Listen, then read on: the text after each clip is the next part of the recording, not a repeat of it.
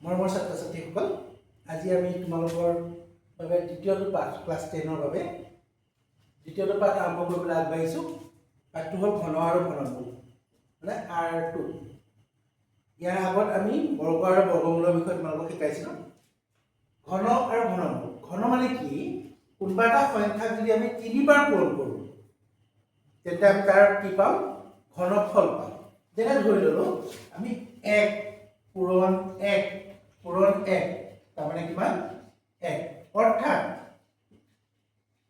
অৰ্থাৎ একক যদি কিউব কৰোঁ তাৰ ফলটো কি পাম? 1। তেনেকৈ 2 যদি কিউব কৰোঁ, মানে 2 3টা যদি পূৰণ কৰোঁ, 2 3টা পূৰণ কৰিলে 2 পূৰণ 2 পূৰণ 2 সমান কিমান হ'ব? 8। অৰ্থাৎ 2 কিউব = 8। তেনেকৈ 3 কিউব কৰিলে কিমান পাম? 27। 4 কিউব কৰিলে কিমান পাম? 64। এইটো হ'ল কিউব, মানে ঘন। এতিয়া ঘনমূল মানে কি? আমি যদি 8ৰ ঘনমূল লওঁ, এইটো হ'ল বৰ্গমূল চিন। ইয়াত যদি 3 এটা আহি যায়, এইটো হ'ব কি? ঘনমূল।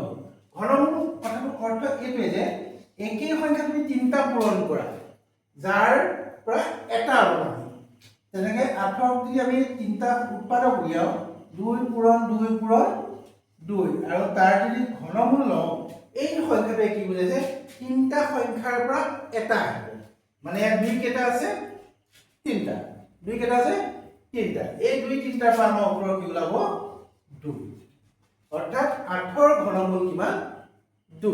তেনেকৈ যদি আমি 27ৰ ঘনমূল লওঁ, 27ৰ যদি ঘনমূল লওঁ তেন্তে উত্তৰটো কিমান পাম? 3 পূৰণ 3 পূৰণ 3, যাৰ পূৰণফল হ'ল 27। এতিয়া 27ৰ ঘনমূল কিমান হ'ব? 3।